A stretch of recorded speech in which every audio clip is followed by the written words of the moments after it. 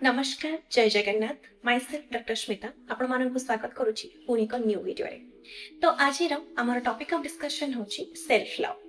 Love का समस्त जानि छथि भल पाइबा भगवान कर एक अनसीन ब्लेसिंग। तो व्हाट इज सेल्फ लव? निजे निजे को भल पाइबा कोन आवश्यक? निजे निजे को भल पाइबा दरकार। आज्ञा हां, जेते पर्यंत आमे निजे निजे को भल पाई परिबानी ताले आमे अन्य जन को भल पाई परिबानी। सेथि पई self love is mandatory. But now it is आमे देखुचे गोटे अति व्यस्तपूर्ण जीवन में लोक मैंने गोटे जगार आउ गोटे जगह को इतस्तत भाव में दौड़ुंट अन्य मान सामने निजर इम्प्रेशन क्रिएट करने निजर इमेज जमेवाई। तो से कौटि ना कौटि निजक इग्नोर कर जाउछंती, निजक नेग्लेक्टेड फील करूछंती आ कौटि ना कौटि निज प्रति थिबा प्रत्येकटी केयर टाइम आ अटेंशन को दबा भूली जाउछंती।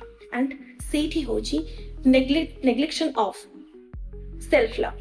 सेथि पई आज मु आपन को किछिटा सिंपल 5 मेजर वेज कहबे जो वे रे आमे सिंपली आम सेल्फ लव को रिक्रिएट करि परिबा एंड रिस्टोर करि परिबा। First way is on improves the mental health and mental diet. Mental health को फिजिकल हेल्थ आम समस्त जानी शारीरिक स्वास्थ्य, देन मेंटल हेल्थ इज मानसिक स्वास्थ्य।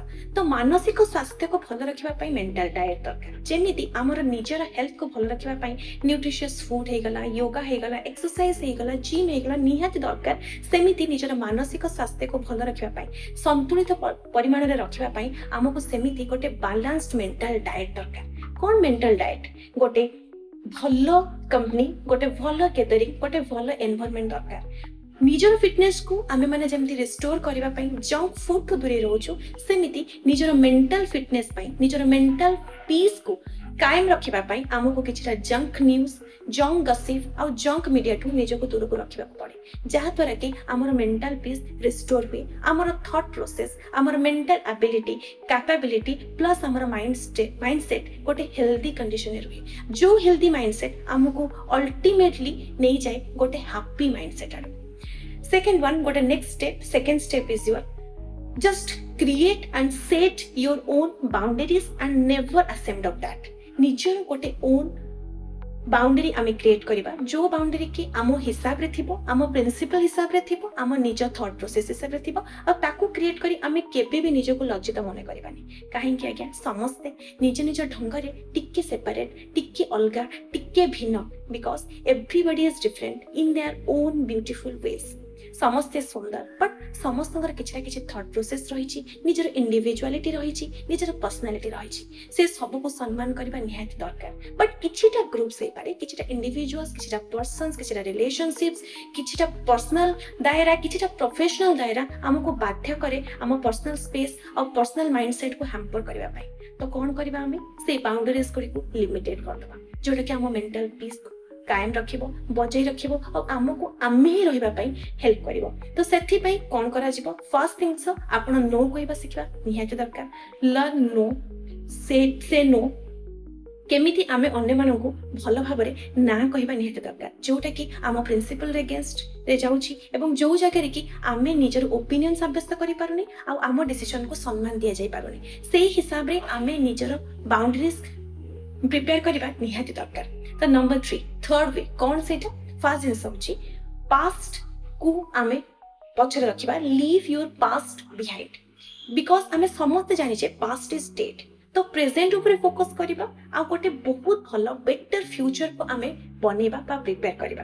बिकॉज पास्ट रो किछि एक्सपीरियंसेस हे पारे, किछिटा इंसिडेंट्स हे पारे बा किछिटा पर्सन बा इंडिविजुअल्स सब बळे आम पखरे गोटे पेनफुल एक्सपीरियंस नहीं के आसंती, जोटा कि आम प्रेजेंट को बहुत भाबरे इम्बैलेंस करे। तो जते पर्यंत आमे हम अटेंशन डाइवर्ट करबानी पास्ट सेते पर्यंत आमे फुल्ली फोकस और कंसंट्रेट करि परिबानी प्रेजेंट रे। तो सेथि पई फर्स्ट जिंस सेही किछि हर्टफुल मोमेंट्स बा पास्ट रो पेनफुल मोमेंट्स को भूलिबा, प्रेजेंट ऊपर फोकस करिबा, ताहाले जाय के आमे हम भलो फ्यूचर को भलो भाबरे बनै परिबा आ गोटे बेटर फ्यूचर प्लान करि परिबा। That's it. The number 4 and the fourth major step is read.